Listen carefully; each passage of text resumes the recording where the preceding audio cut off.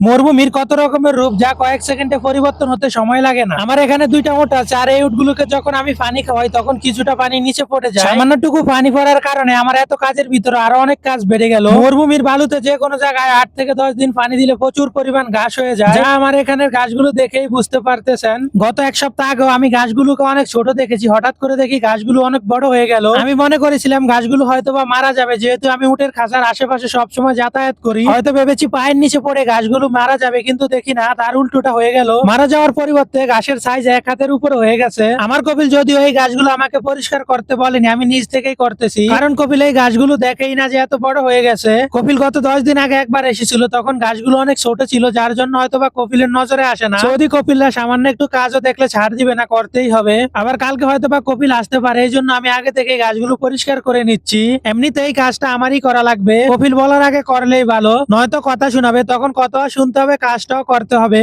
তার থেকে ভালো বলার আগেই করে ফেলা। আগের ভিডিওতে কমেন্ট করেছে আরিয়ার রহমান রাকিব রিয়াদ থেকে, এফএস সানি কাতার থেকে, আবু বকর টাঙ্গাইল থেকে, আরিয়ান আহমেদ কুমিল্লা থেকে, জসিম মিজি কুয়েত থেকে, সৈকত লাকসাম থেকে, মোহাম্মদ রাকিব হোসাইন সৌদি আরব থেকে, সম্রাট খান আফ্রিকা থেকে, এমডি রনি কিশোরগঞ্জ থেকে। আপনি কোথা থেকে দেখছেন কমেন্ট করুন, পরবর্তী যে কোনো একটি ভিডিওতে আপনার কমেন্টটি পড়ে শোনানো হবে ইনশাআল্লাহ। মরুভূমিতে কত হাজার ধরনের ঘাস হয় যা বলে শেষ করা যাবে না। এখন যে গাছগুলো তুলতেছি এই গাছগুলোতে ছোট ছোট কাঁটা থাকে, এই কাঁটা হাতে গেঁথে গেলে উঠাতে একটু কষ্ট হয়, অনেক ছোট এবং চিকন হওয়ার কারণে সহজে উঠানো যায় না। এখন যে গাছটা তুলতেছি এটা আসলে কোনো ঘাস না, এটা হলো শাক। এই শাককে আমাদের লক্ষ্মীপুরের ভাষা বলে বাইত্তার শাক। আপনাদের অঞ্চলে এই শাকের নাম কি অবশ্যই কমেন্টে বলতে পারেন। মরুভূমিতে এসেও যে এই শাক দেখবো কোনোদিন কল্পনাও করিনি। মরুভূমিতে ঘাসের মাজরাগুলোতে এই শাক প্রচুর পরিমাণ হয়। আমরা বাঙালিরা যারা এই শাকগুলো চিনি তারা নিয়মিত এই শাকগুলো খেয়ে থাকি। মরুভূমিতে আমি সবসময় একা একা থাকি, এই গরমের ভিতরে এসি ছাড়া থাকতে হয়। এত গরমের ভিতরে অনেক কষ্ট করে ভিডিও বানাই, আপনারা ভিডিও দেখেন ঠিকই কিন্তু লাইক দেন না। আশা করি এই ভিডিওতে সবাই লাইক এবং ফলো করে দিবেন। সবগুলো ঘাস মোটামুটি আমার তুলে নেওয়া শেষ, এখন ঘাসগুলো এক জায়গায় জড়ো করে উটকে খেতে দিব।